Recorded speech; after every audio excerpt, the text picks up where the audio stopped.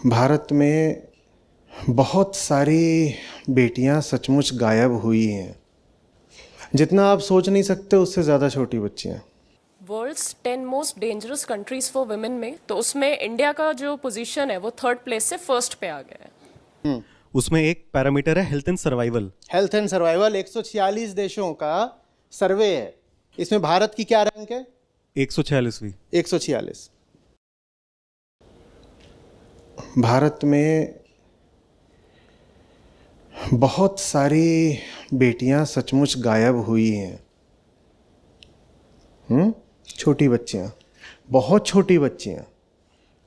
जितना आप सोच नहीं सकते उससे ज़्यादा छोटी बच्चियां पिछले 20 सालों में वो गायब हुई हैं। भारतीय बच्चियां और खासकर हिंदू बच्चियां। ये चीज ऐसी है जो न जाने कितने दशकों पहले शुरू हुई थी और चलती ही जा रही है। खत्म होने का तो छोड़िए, मैं कह रहा हूं इसकी गति बढ़ती ही जा रही है और हम इसकी कोई बात नहीं कर रहे।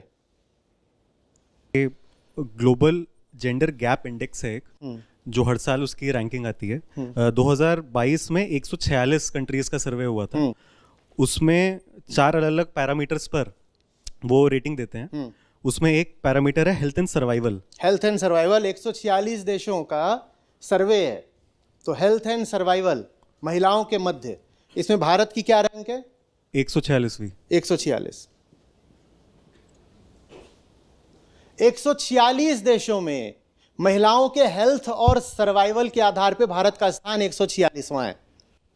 और हम बात करते हैं कि हमारी बेटियों को खतरा इधर उधर से है। 146 देशों में सर्वे कौन सा है? पूरा नाम बोलो। Global gender gap index. Global gender gap index Google कर लीजिएगा, देख लीजिएगा कौन कराता है, क्या है। हम तो ये कहने में भी अब माहिर हो गए हैं ना कि भारत का नाम बदनाम करने के लिए ये सब जो सर्वेज होते हैं ये भारत की रैंक डाउन कर देते हैं। सच से कितना मुंह मोड़ेंगे हम? जो भी कोई ऐसी बात बोल दे जिससे हमारे अहम और स्वार्थ को चोट लगती है, उसको हम बोल देते हैं इसने तो मैनिपुलेशन करा है, इसने तो कॉन्स्पिरेसी करी है। तो 146 देश जिसमें कि स्वास्थ्य और सर्वाइवल माने आयु के आधार पर भारत की महिलाओं का स्थान 146वां।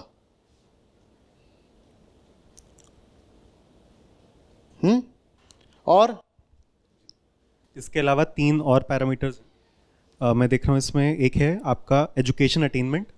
इसमें 107वीं रैंक है 146 देशों में। चलो बेहतर है थोड़ा जी। 146 देशों में 107वां स्थान जी। जब बात होती है शिक्षा की, जी। भारत की महिलाओं का 107वां स्थान। अच्छा लग रहा होगा। वो शुरुआत ही ऐसी हो गई कि उसके बाद अब कुछ भी आएगा वो बेहतर ही लगेगा। इसके बाद इकोनॉमिक पार्टिसिपेशन एंड अपॉर्चुनिटी के ऊपर है। वहां पे 146 देशों में 143वीं रैंक है। 143 146 में से आर्थिक सशक्तिकरण और आर्थिक अवसरों के आधार पे 146 देशों में 143वां स्थान। एक और होगा अब इसके बाद देखना, जिसमें होगा कि दुनिया में महिलाएं सबसे कम सेफ कहां पर हैं, इसकी भी रैंकिंग आती है। उसमें भारत का क्या स्थान है? जहां तक मुझे याद है उसमें भारत का स्थान टॉप 10 देशों में है दुनिया के। थर्ड। ये किस ईयर का सर्वे है? दीजिए इनको माइक दीजिए। इसमें ईयर मेंशन नहीं है। मैं एक और वेबसाइट से डेटा आपको चेक करके बताती हूँ। पर फिर भी अभी क्या फर्स्ट सेकंड कौन है ये तो बताओ, आगे कैसे कोई निकल गया? अफगानिस्तान। सेकंड इज फर्स्ट कौन है? अफगानिस्तान। अरे अफगानिस्तान आगे निकल गया। और second is the Democratic Republic of Congo. Congo. इन 2 देशों को छोड़ दो तो भारत की महिलाएं दुनिया में सबसे ज्यादा असुरक्षित हैं। दुनिया के किसी भी देश से ज्यादा भारत में महिलाएं असुरक्षित हैं। और भारत को परास्त करने वाले यही 2 देश हैं, अफगानिस्तान और कॉन्गो। और बहुत जल्दी जिस तरीके से हमारा समाज जा रहा है, ज़रूर हम इसमें स्वर्ण पदक हासिल करके दिखा देंगे। ओलंपिक में आते हो ना आते हो, यहाँ तो आने चाहिए। एक तो ये दिख ही रहा है 146/146, एक और इसमें आ जाएगा। फिर से इस बात को अपने भीतर घुसने दीजिए। दुनिया में तकरीबन 200 देश हैं अभी, उसमें से कुछ नहीं तो 150 देशों पे सर्वे भी हुआ होगा।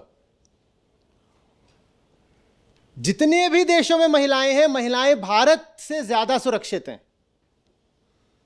और भारत में फिर से कह रहा हूं, उनको जो खतरा है वो किससे है? अपने ही परिवार से, अपने ही माँ बाप से, अपने ही दादा दादी से, अपने ही चाचा ताऊ और जो और विस्तृत परिवार, एक्सटेंडेड फैमिली है, वहां से है। या जो घर में आने जाने वाले घनिष्ठ मित्र लोग हैं, अंकल जी लोग, उन अंकलों से है। World's 10 most dangerous countries for women में जो पहले डेटा शेयर करा था वो 2011 का डेटा था, और वो डेटा था थॉमसन रूटर्स फाउंडेशन की तरफ से। एंड इन्होंने जब सर्वे किया था तो उसमें पहला अफगानिस्तान था, सेकंड कॉन्गो था, तीसरा इंडिया था। फिर उन्होंने 7 साल बाद दोबारा सर्वे करा 2018 में, जस्ट टू चेक कि अब इस समय क्या डेटा बात कह रहा है। तो उसमें इंडिया का जो पोजीशन है वो 3rd प्लेस से 1st पे आ गया है। 3rd प्लेस से बधाई हो।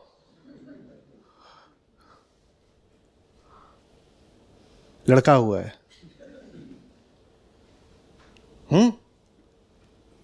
2011 से 2018 में भारत ने असली तरक्की करके दिखाई है। महिलाओं के लिए 2011 में हम तीसरे सबसे असुरक्षित देश थे। 2018 में हम महिलाओं के लिए नंबर 1 असुरक्षित देश हैं। और ये रही वजह। और ये डेटा 193 कंट्रीज, और ये डेटा 150 देशों का नहीं, 193 देशों का है। और बड़ी वाली बधाई आप सबको, हम 193 देशों में नंबर 1 हैं। इंडिया के बाद है अफगानिस्तान, फिर सीरिया। हमने अफगानिस्तान को भी मात दे दी। हमने सीरिया को भी मात दे दी। रादर कॉन्गो जो था 2nd नंबर पे था, वो 7th पे आ गया। अरे बेचारा।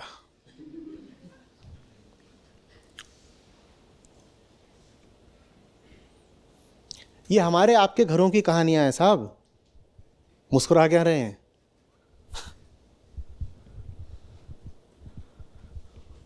ये हम कर रहे हैं।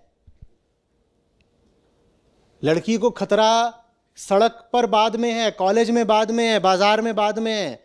लड़की को बड़े से बड़ा खतरा कहां है? अपने घर में है, पालने में और गर्भ में है।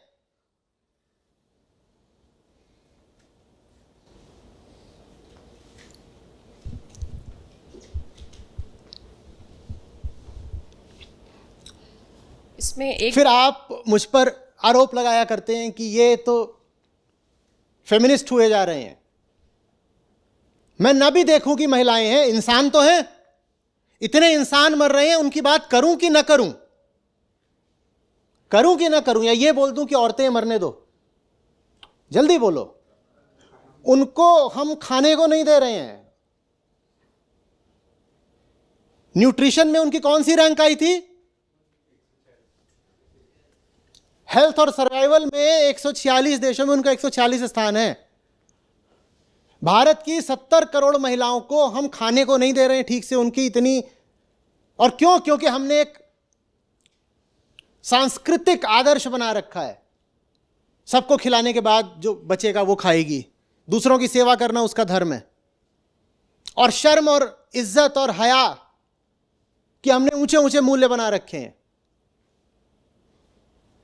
उसको कोई गायनेकोलॉजिकल प्रॉब्लम होती है, बहुत दिनों तक तो बताती भी नहीं है, क्योंकि शर्म की बात है। ऐसे ही मर जाती है, बिना ट्रीटमेंट के मर जाती है।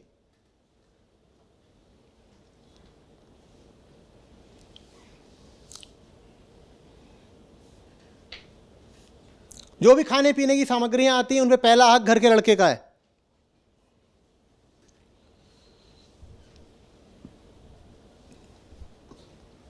और हेल्थ सिर्फ खाने से तो बनती नहीं है ना।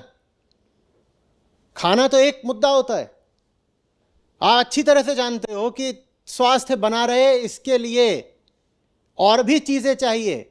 उसे वक्त चाहिए कि वो टहले, और टहलना भी पर्याप्त नहीं है। 60-70 साल 80 साल की आंटियां टहल लें, उनके लिए काफी होगा।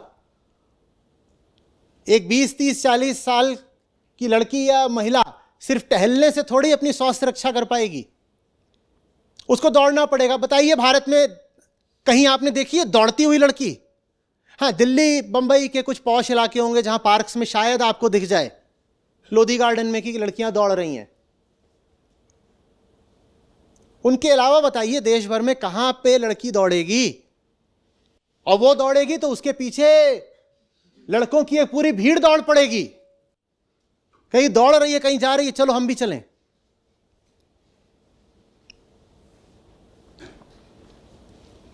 और ये तो फिर दौड़ना तो मैंने बहुत साधारण बात करी कि रनिंग, जॉगिंग। फिर मैं उसमें कहूं कि बताइए उसके लिए बाकी स्पोर्टिंग फैसिलिटीज कहाँ हैं? कहाँ हैं? जो एक आम मध्यम वर्ग की लड़की होती है, उसके माँ बाप उसको कहते हैं क्या कि अब तू आ गई है तीसरी चौथी क्लास में, अब तेरा किसी स्पोर्ट्स में इंट्रोडक्शन कराना पड़ेगा, चल ये रही तेरी बैडमिंटन क्लासेस, या फुटबॉल में जा, स्विमिंग में जा, टेनिस में जा, क्रिकेट में जा, कराते हैं। हाँ, बोल रही हैं कि एक डर बैठा रहता है हमेशा, और उसी डर के मारे आदमी कहता है कौन ऐसा झंझट पैदा करे जिसको डर डर के पालना पड़ेगा अगले 20-25 साल तक। पहले तो उसको डर डर के पालो।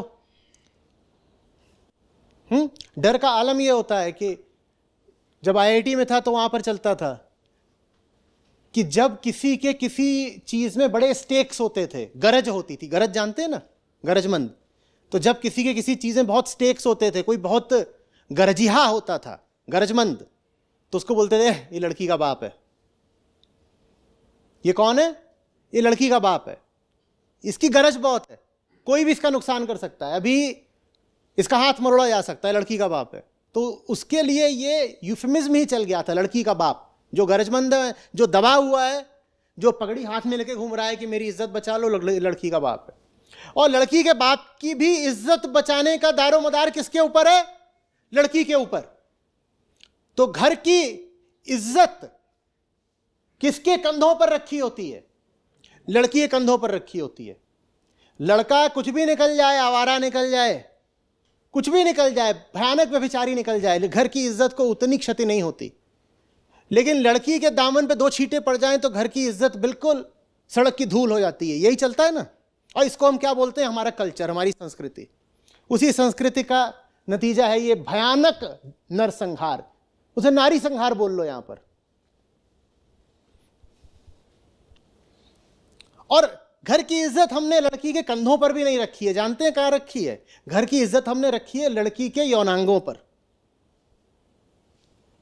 लड़की को अगर कोई आ करके छेड़ जाए, लड़की का थोड़ा सा यौन शोषण हो जाए, तो हम कहते हैं घर की इज्जत चली गई।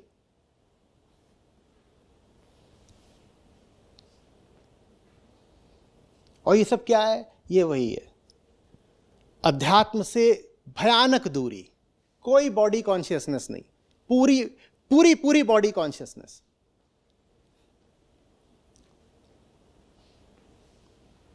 और स्वार्थपरक जीवन जिसमें रुपए पैसे का बड़ा स्थान है। जो कारण है जिसकी वजह से लड़की मारी जाती है वो आर्थिक है, और क्या है? लड़की के पास 2 चीजें नहीं होती हैं, एक शारीरिक ताकत और दूसरा पैसा। जो कुल संपत्ति है भारत में उसका मेरे ख्याल 2-3% है जो महिलाओं के हाथ में है। जो कुल वर्कफोर्स है, अगर हम ऑर्गेनाइज सेक्टर की बात करें तो उसमें से कितनी में होंगी महिलाएं? 10-20% से ज़्यादा नहीं होंगी। ऑर्गेनाइज सेक्टर वर्कफोर्स में महिलाएं 10-20% से ऊपर नहीं होने वाली। भारत की संसद में महिलाएं कितनी? 10%। भारत की विधानसभाओं में महिलाएं कितनी? 9%। तो कोई क्यों पैदा करेगा लड़कियों को? बोझ बनाने के लिए,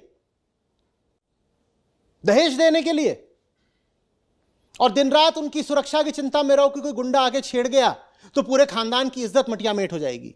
इस चिंता में पड़े रहने के लिए कोई पैदा करे क्या लड़कियों को? तो मार रहे हैं लड़कियों को दनादन। भारत के सीईओज में महिलाओं का अनुपात 5%।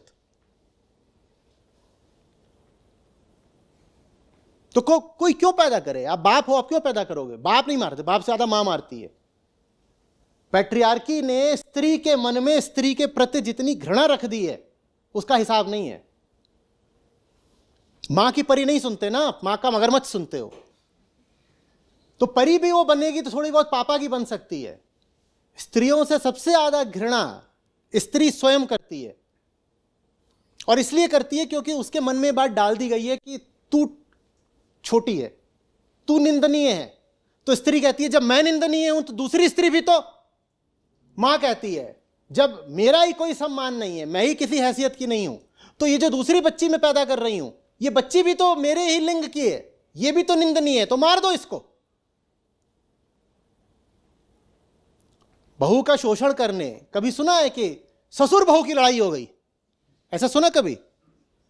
दहेज हत्या होती है तो उसमें ऐसा कम होता होगा कि ससुर ने आकर के आग लगाई है उसको। सास नंबर 1 होगी। हाँ, सास के पीछे पीछे और सब घर के पुरुष भी आ जाएं आग लगाने लड़की को तो ठीक है।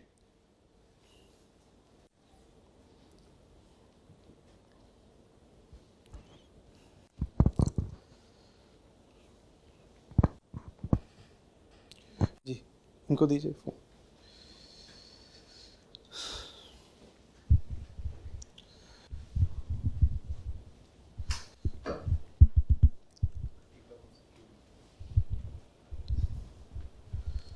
मुझे इससे एक बात याद आ गई। हिसार में, हरियाणा में एक गांव है, तो वहाँ पे मेरे कुछ जानकार थे, तो उनके बहू को लड़का हुआ, लेकिन वो सरकारी अस्पताल में हुआ। तो सरकारी अस्पताल में जब लड़का होता है तो वो 3 से 4 हज़ार रुपये देते हैं, क्योंकि नेचुरल डिलीवरी थी तो न्यूट्रिशन के लिए सरकार देती है। लड़की होती है तो थोड़े पैसे ज़्यादा देते हैं। तो उन्होंने क्या किया कि लड़का हो गया, इट्स ओके, उन्होंने क्या किया, वो पैसा जो गवर्नमेंट से मिला था वो उन्होंने कुआं पूजन पे लगा दिया, बहू को उससे न्यूट्रिशन नहीं दिलवाया। तो इससे मेरे वो नॉलेज में आया। देखिए, जहाँ अध्यात्म नहीं होगा वहाँ हिंसा होगी ही होगी। चाहे वो हिंसा पशुओं के प्रति हो, चाहे वो हिंसा अपने घर वालों के प्रति हो, चाहे वो हिंसा दूसरे धर्म के लोगों के प्रति हो, चाहे वो हिंसा दूसरे देशों के प्रति हो, और चाहे वो हिंसा अपनी ही बेटियों के प्रति हो। जहाँ अध्यात्म नहीं होगा वहाँ हिंसा होगी ही होगी। एक नहीं तो दूसरे रूप में होगी, कई बार कई रूपों में होगी। चाहे क्लाइमेट चेंज की समस्या हो, चाहे इस नरसंहार की समस्या हो, इनका समाधान एक ही है, अध्यात्म। अंधविश्वास होगा तो लड़कियां मरेंगी, परंपरावाद होगा तो लड़कियां मरेंगी। भूलिए नहीं कि 1870 में अंग्रेजों को कानून बनाना पड़ा था इन्फेंटिसाइड के विरुद्ध। उस बात के अब कितने साल हो गए? 150 साल, माने कम से कम 150 साल। 150 साल तो अगर 1870 में कानून बनाया तो उसके भी कम से कम 100 साल पहले से तो चल रहा होगा ना। जो अंग्रेजों को कानून बनाना पड़ा उसी साल तो नहीं शुरू हुआ होगा, उन्होंने उसी साल कानून बना दिया, ऐसा तो नहीं हुआ होगा। तो माने कम से कम 250 साल की तो हमारी परंपरा है ही लड़कियों को मारने की। तो जहां परंपरावाद होगा और प्रथावाद और रूढ़िवाद होगा वहां लड़कियां मरेंगी और तमाम तरह की हिंसा होगी। जहां हर तरह की मूर्खता को यह कहकर के सही ठहराया जाता होगा, जस्टिफाई किया जाता होगा, यह तो हमारी संस्कृति है, वहां लड़कियां मरेंगी।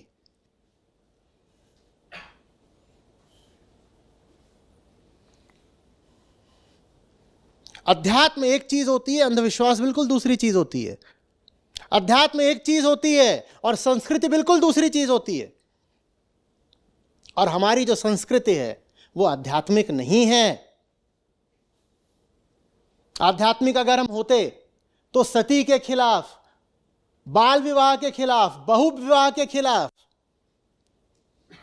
और भ्रूण हत्या के खिलाफ कानून अंग्रेजों को नहीं बनाने पड़ते। किसी बाहर वाले को आकर के हमसे बोलना पड़ा ये क्या कर रहे हो, 2-2 साल की लड़कियों की शादी कर रहे हो और वो 12-12 साल में उन गर्भवती हो जा रही हैं, ये कर क्या रहे हो। ये बात अंग्रेजों को आके हमसे सिखानी पड़ी। हम ये कर रहे थे अपनी बच्चियों के साथ, हम उनको 10-10, 12-12, 13-13 साल में प्रेग्नेंट कर रहे थे। अंग्रेजों को आके बोलना पड़ा ये कर क्या रहे हो तुम। अंग्रेजों ने बहुत तरीकों से भारत का शोषण किया, तो अंग्रेज कोई हमारे बड़े हितैषी तो नहीं थे, लेकिन फिर भी सोचिए कि हमारी कितनी दुर्दशा रही होगी कि ये बातें हमें अंग्रेजों से सीखनी पड़ी कि बच्चियां नहीं मारनी होती।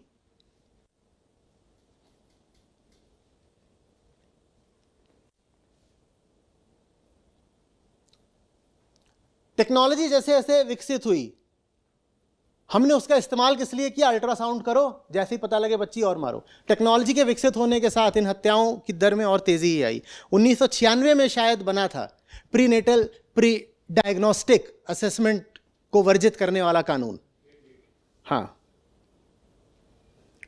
है ना, मिड 90s में ही PNDT बना था, 1994। और 94 के बाद से भ्रूण हत्याएं और बढ़ गई हैं।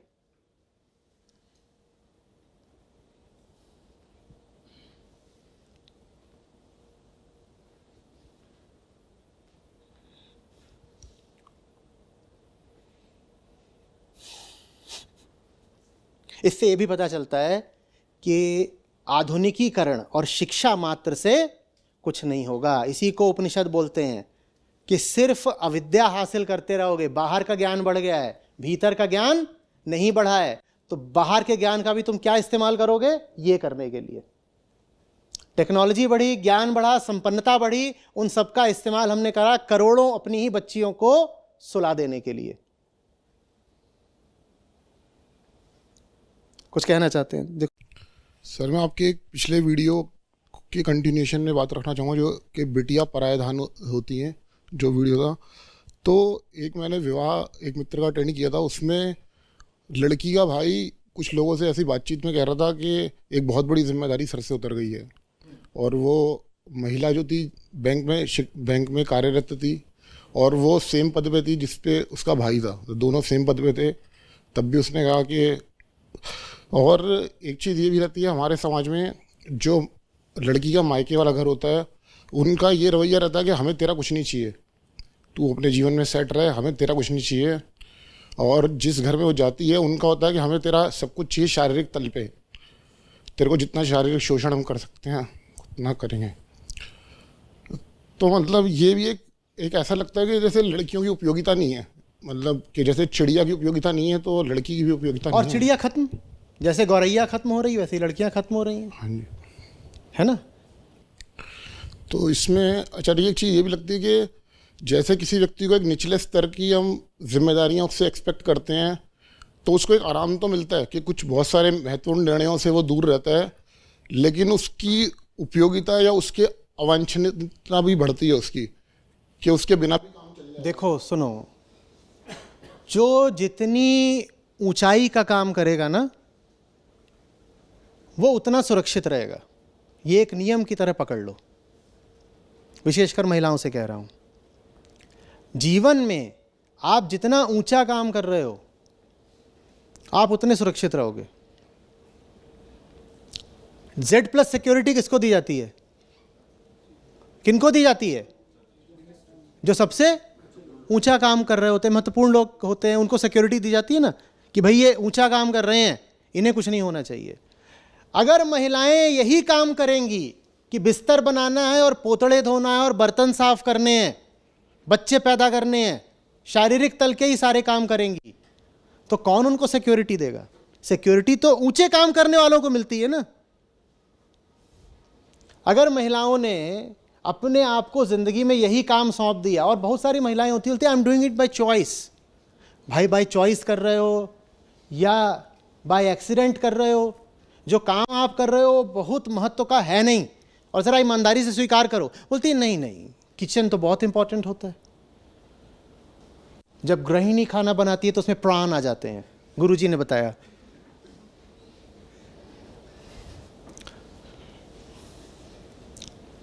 मुझे तो कब का निष्प्राण हो जाना चाहिए था।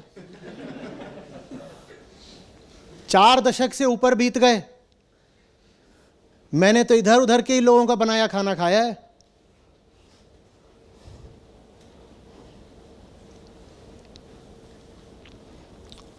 लेकिन बाहर निकल करके संघर्ष न करना पड़े, चुनौतियां ना उठानी पड़े, तो इसलिए महिलाएं स्वयं ये कह देती हैं कि नहीं नहीं, हमारा चूल्हा चौका ही दुनिया का सबसे महत्वपूर्ण काम है।